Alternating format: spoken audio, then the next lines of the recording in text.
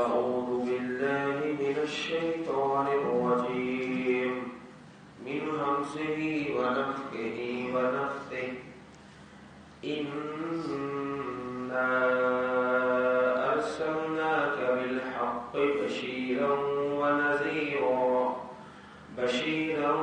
ونذيرا ولا تسأل عن أصحاب الجحيم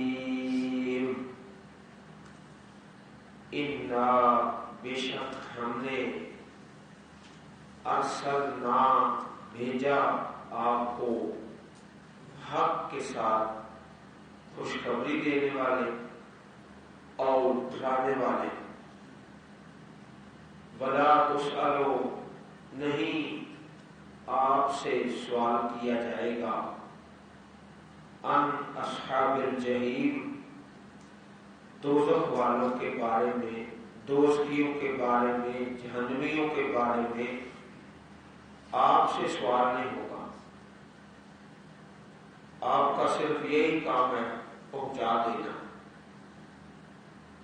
خوشخبری سنانا اور ڈرانا باقی اگر کوئی نہیں مانتا تو خود وہ جواب دے اپنے فعل کا گزشتہ آیت کریمہ میں اللہ رب العزت کی نشانیوں کا تذکرہ اور بیان تھا اس آیت مبارکہ میں یہ بتایا گیا کہ سب سے بڑی نشانی خود جناب محمد رسول اللہ صلی اللہ علیہ وسلم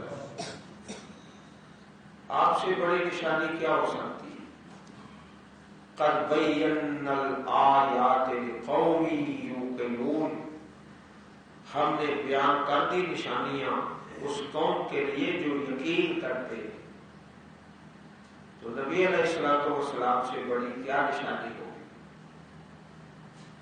آپ بشیر بھی ہیں اور نذیر بھی ہیں بشارت دینے والے اور ڈرانے والے اس آیت کریمہ میں پہلے جو لفظ آیا وہ ہے بشیرہ خوشخبری دینے والا تو بشارت کا مقام پہلے ہے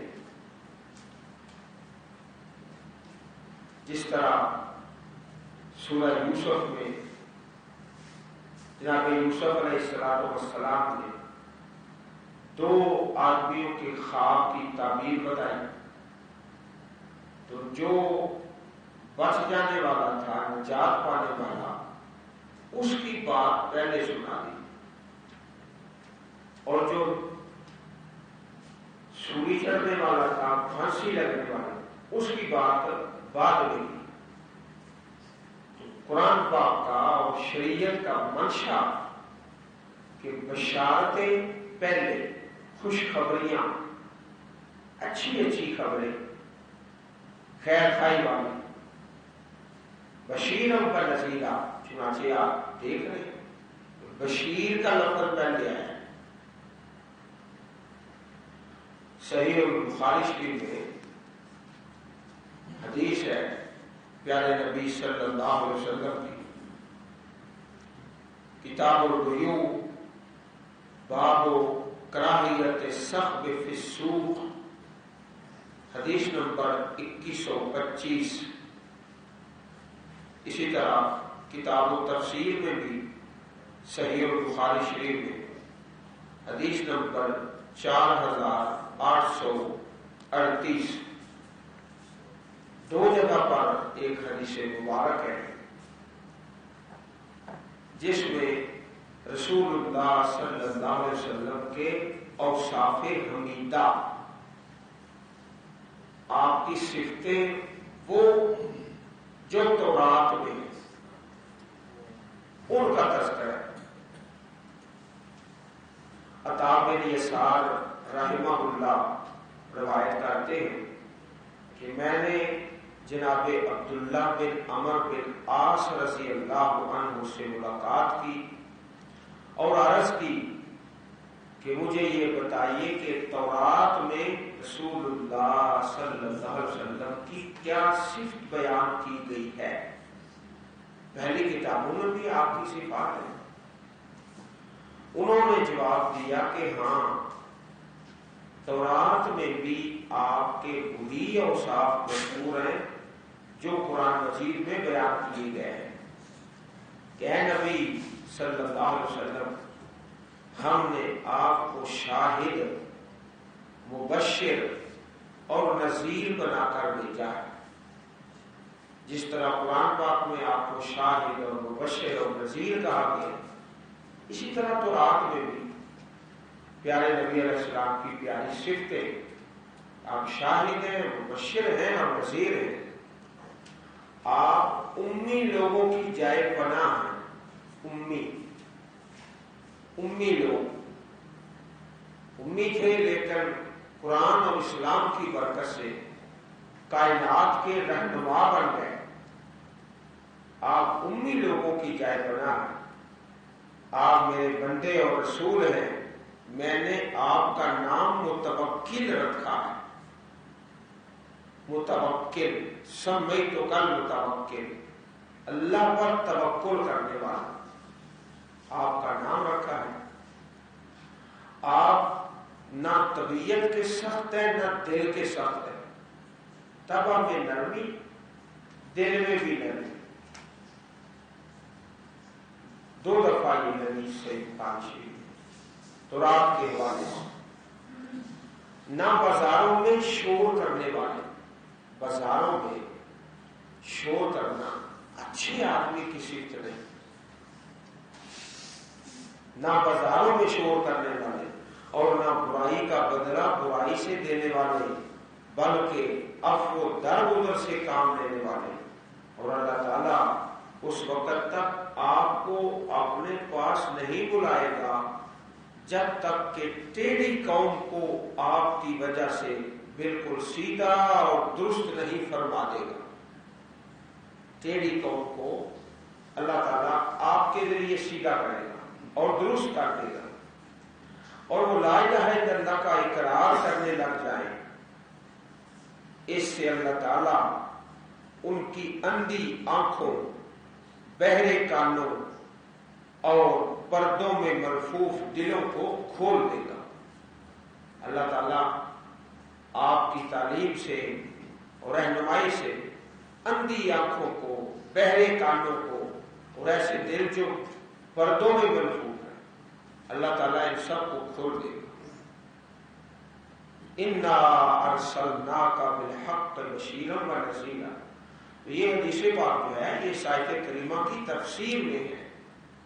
آپ کی عظمت، شان، رفعت اور بلندی اور وہ آیات کریمات اور احادیث مبارکہ، ساری کی ساری آیات اور احادیث وہ خوشبو اور موتی، سچے اور سچے موتی لے کر قربان جائیں، جن آیات میں اللہ کے پیارے نبی علیہ السلام کی عظمت ہے، جن حدیث میں آپ کی شان ہے، جی چاہتا ہے ان کو بار بار پڑھتے جائیں۔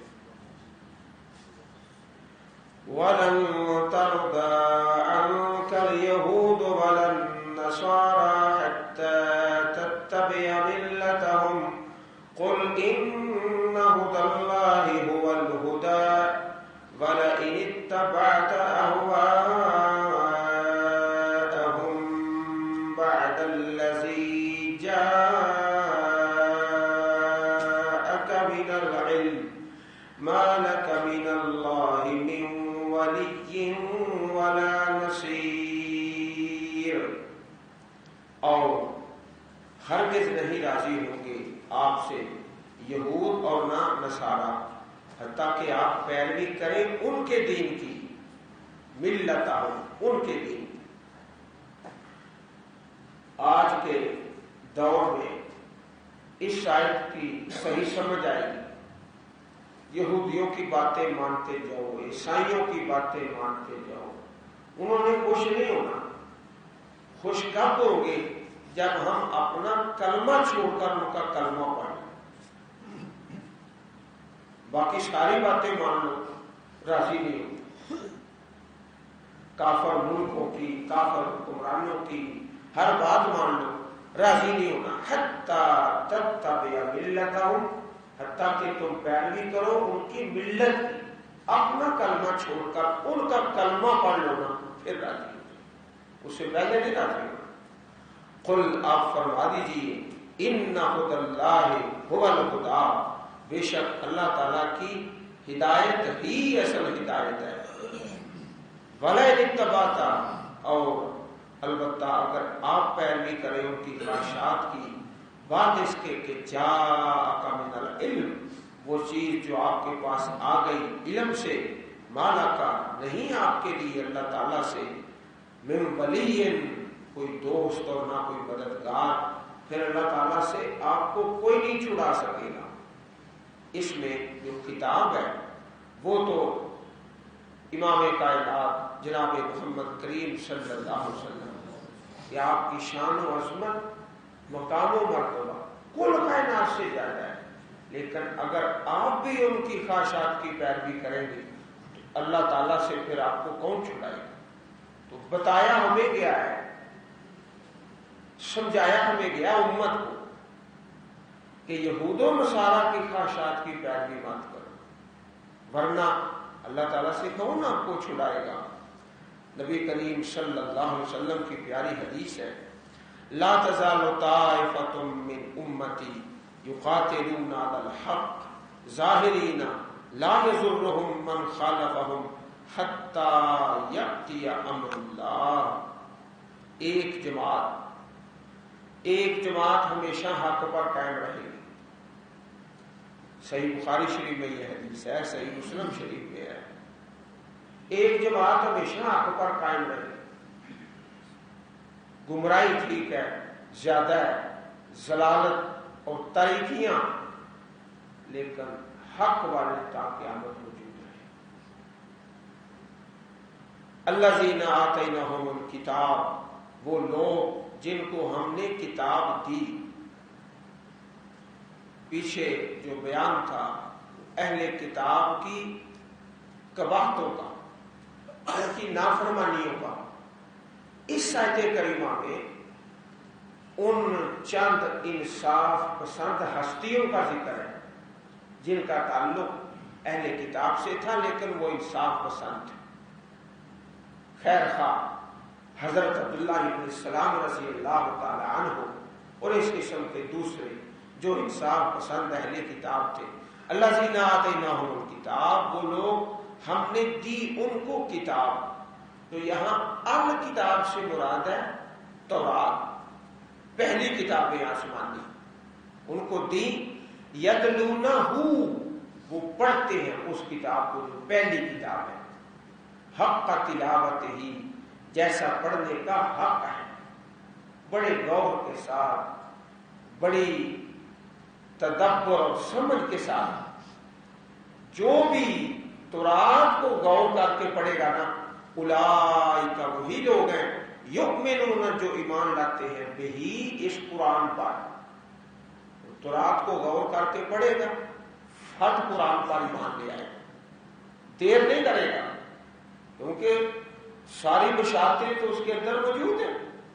الذین آتیناہم الکتاب، وہ لوگ جن کو ہم نے کتاب دی تورات، وہ اس کو پڑھتے ہیں جیسا پڑھنے کا حق ہے، وہی لوگ ہیں جو ایمان لاتے ہیں بہی، اس قرآن پاک پر، ومن یکفر بہی، اور جو کفر کرتا ہے اس قرآن پاک کا، فاولئک ھم الخاسرون، بس وہی لوگ ہیں خسارہ پانے والے، نقصان اٹھانے والے۔ تلاوت کا لفظی معنی ہوتا ہے کسی چیز کے پیچھے پیچھے چلنا، تلا یتلو، پیچھے پیچھے چلنا، والشمس وضحاها والقمر اذا تلاها، قسم ہے سورج کی اور اس کی روشنی کی اور چاند کی جب اس کے پیچھے آتا ہے، تو تلا یتلو کا اصل معنی کسی کے پیچھے چلنا۔ اصل تلاوت یہ ہے کہ اللہ کی کتاب کی پیروی کی جائے، پیچھے چلا جائے، لفظوں کو جو ادا کرنا ہے یہ اصل تلاوت نہیں، اگرچہ یہ بھی تلاوت ہے، اصل تلاوت ہے پیروی کا۔ تلاوت کا معنی یہ ہے تلا یتلو یتلونہ، اس لفظ کے نام پر کتابیں بھی ہیں شعبہ تجوید میں جو قرائے کرام پڑھتے پڑھاتے ہیں، حق التلاوہ، تلاوت کا حق۔ اللہ کی کتاب جب پڑھیں تو حروف کی صفتیں، حروف کے مخارج، حروف کی ادائیگی، یہ حق التلاوت میں شامل ہے۔ لیکن اصل تلاوت کیا ہے کہ اللہ نے جو حکم دیا اس کو قبول کیا جائے، اس پر عمل کیا جائے۔ اگر ایک قاری صاحب قرآن پاک پڑھ رہے ہیں، تلفظ بھی صحیح ہے، ادائیگی بھی صحیح ہے، مخارج بھی اور صفات بھی، لیکن وہ اللہ پاک کے حکم پر عمل نہیں کر رہے، سمجھو تلاوت نہیں کر رہے، خالی حروف کی ادائیگی تلاوت نہیں۔ اولئک یؤمنون بہ ومن یکفر بہ فاولئک هم الخاسرون، اور جو انکار کرتے ہیں بس وہی لوگ ہیں خسارہ پانے والے۔ یا بنی اسرائیل اذکروا نعمتی التي انعمت علیکم وانی فضلتکم علی العالمین۔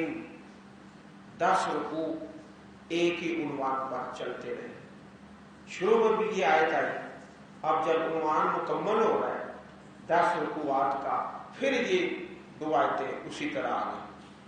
84 آیتوں میں ایک ہی عنوان چلتا رہا، بنی اسرائیل تم نے یہ نافرمانی کی، تم پر یہ عذاب آیا، اللہ تعالیٰ نے تم پر یہ نعمت کی، یہی سلسلہ 10 رکوع اور 84 آیتوں میں بیان ہوا۔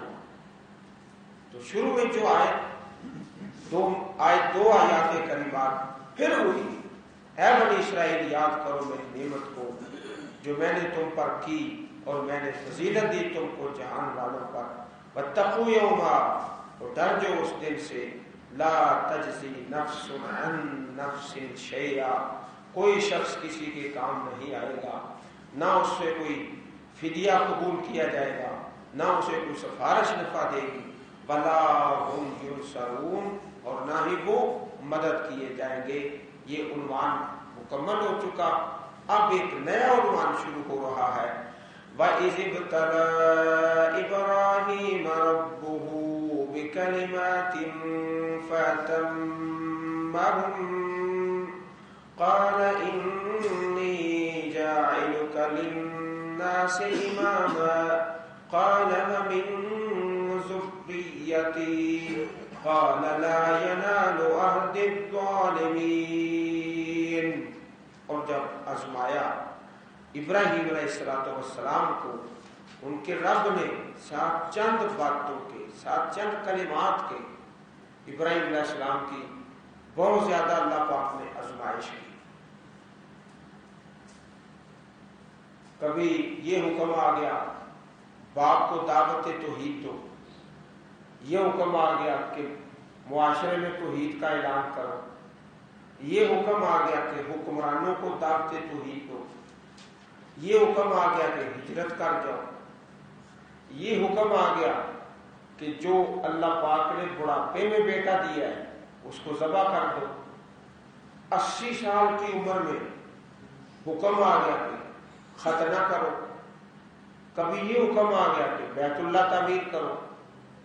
بے بہائی کلمات کے ساتھ اور باتوں کے ساتھ اللہ تعالیٰ نے آزمایا، فَأَتَمَّهُنَّ، بس پورا کیا جناب ابراہیم علیہ السلام نے ان تمام باتوں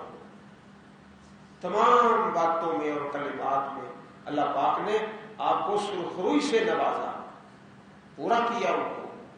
قالا، کہا اللہ پاک نے، انی جاعلک للناس اماما، بے شک میں بنانے والا ہوں تجھ کو لوگوں کے لیے امام۔ امامت بڑا ایک منصب ہے، اتنے امتحانوں میں کامیاب ہو گیا، اب انعام ملے گا۔ انعام کیا ہے کہ تمہیں امام بنا دیں۔ جناب ابراہیم علیہ السلام نے اسی وقت دعا فرما دی، قال ومن ذریتی، کہا میری اولاد میں سے بھی، من ذریتی میری اولاد سے. یہ نہیں آپ نے دعا کی کہ میری ساری اولاد کو امام بنا دے، یہ نہیں دعا کی. من کا لفظ ساتھ لگا دیا کہ میری اولاد سے بھی کچھ امام بننے چاہیے. ساری اولاد تو نیک ہو جائے، اولادوں کی اولاد یہ مشکل ہوتا ہے. نبیوں کی اولاد میں بھی ایسا سلسلہ مشکل ہوتا ہے. اس لیے آپ نے وہ دعا مانگی جو پوری بھی ہو جائے. یہ نہیں فرمایا وذریتی میری ساری اولاد، فرمایا تھا من ذریتی میری اولاد سے. اس میں سارے نہیں ہیں، سارے ہو نہیں سکتے. اس لیے دعا وہ کی جو قبول بھی ہو جائے. قال اللہ پاک نے فرمایا لا ینال عہد الظالمین، نہیں پہنچے گا میرا وعدہ ظالموں کو. ابراہیم ٹھیک ہے تمہاری اولاد میں امامت ہوگی، لیکن جو تمہاری اولاد سے ظالم ہوں گے ان کو میں امام نہیں بناؤں گا، ان کو امام نہیں بناؤں گا. رمضان المبارک کا رحمتوں والا مہینہ، اس ماہ مقدس میں یہ جو مصلح ہے امامت کا، اس کی بہت زیادہ تمسخر اڑایا جاتا ہے. جو نیک بچے، اچھے بچے، قرآن پڑھنے والے، سنانے والے، غریب گھرانوں کے، ان کی شروائی کوئی نہیں ہوتی انتظامیہ میں. تو جو مساجد کی انتظامیہ کے رشتہ دار ہوتے ہیں، انتظامیہ سے جن کا تعلق ہوتا ہے، وہ اتنا اچھا قرآن بھی نہیں پڑھ سکتے، لیکن اپنے اصل رسوخ کی بنا پر مصلی پہ کھڑے ہو جاتے ہیں. بہت ساری مساجد میں، ایک میں نہیں بہت ساری میں ایسا ہوتا ہے. لا ینال عہد الظالمین، میرا وعدہ ظالموں کو نہیں پہنچے گا. اللہ پاک نے اس بات کا صاف صاف اعلان کر دیا کہ ٹھیک ہے نبیوں کی اولاد ہے، لیکن کام وہی ہوگا جو انصاف والا ہے.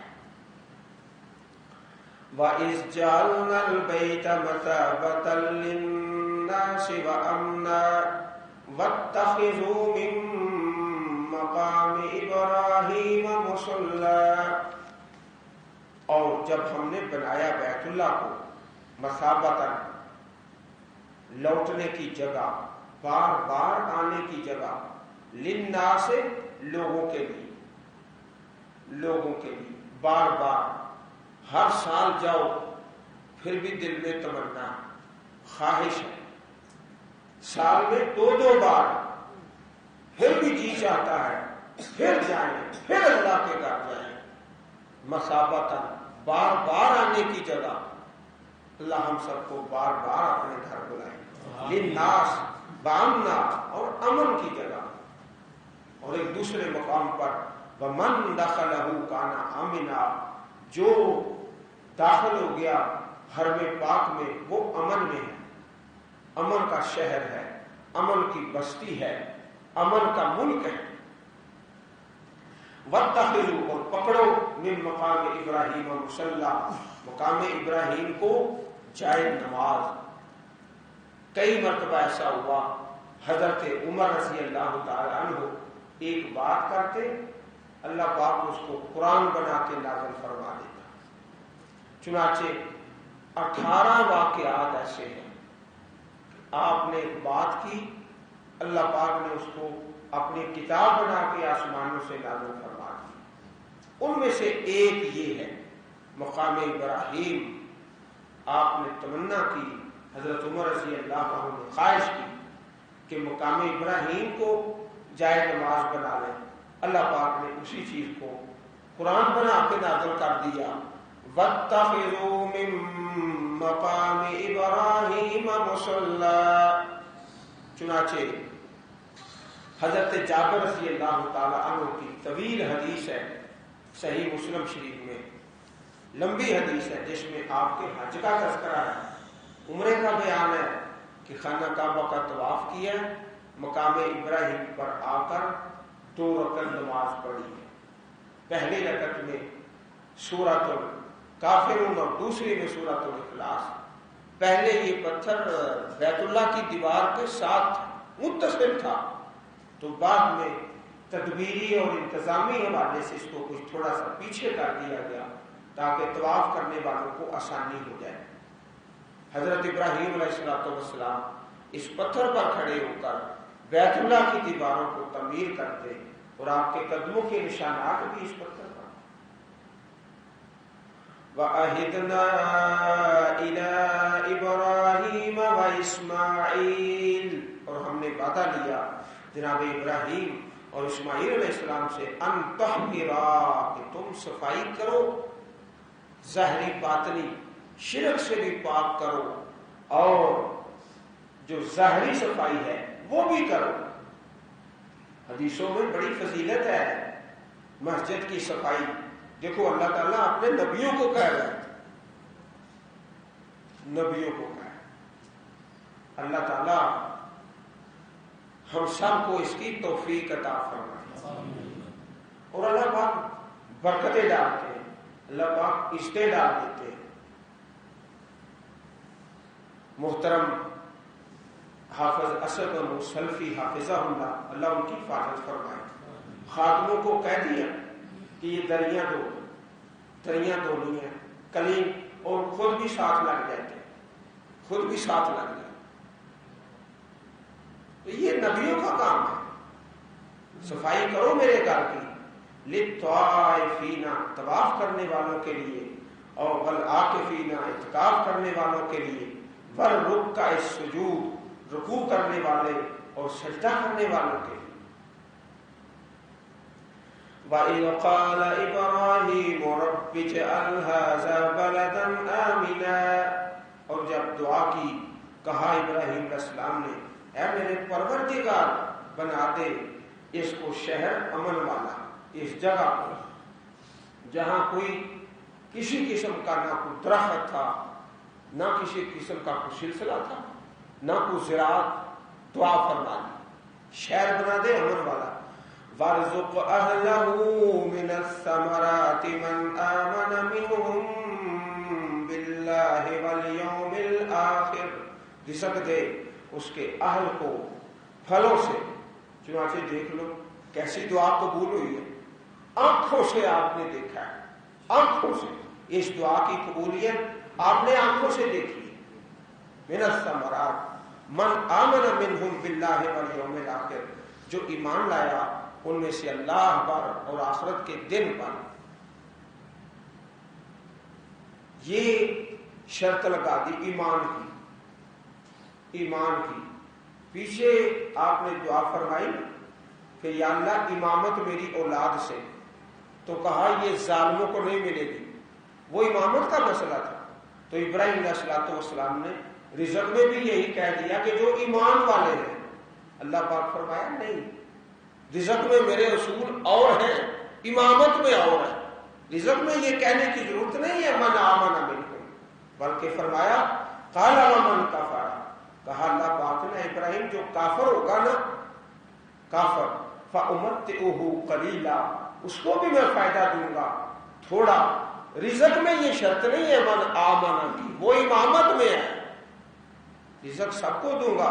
ثم ازدرہ، پھر میں اس کو لاچار کر دوں گا، مجبور کر دوں گا، الی عذاب النار، دوزخ جہنم کے عذاب کی طرف، وبئس المصیر، اور بہت بری جگہ ہے، برا ٹھکانہ ہے۔ ابراہیم علیہ السلام نے یہ سمجھ کر دعا کی کہ جیسے امامت میں یہ شرط ہے نا ایمان کی، رزق میں بھی شاید یہی شرط ہے۔ اللہ پاک فرمایا نہیں، یہاں اور دستور ہے وہاں اور قانون ہے، رزق سب کے لیے، کافروں کے لیے، لیکن آخرت میں پھر ان کے لیے عذاب جو ہے وہ بڑا دردناک ہے۔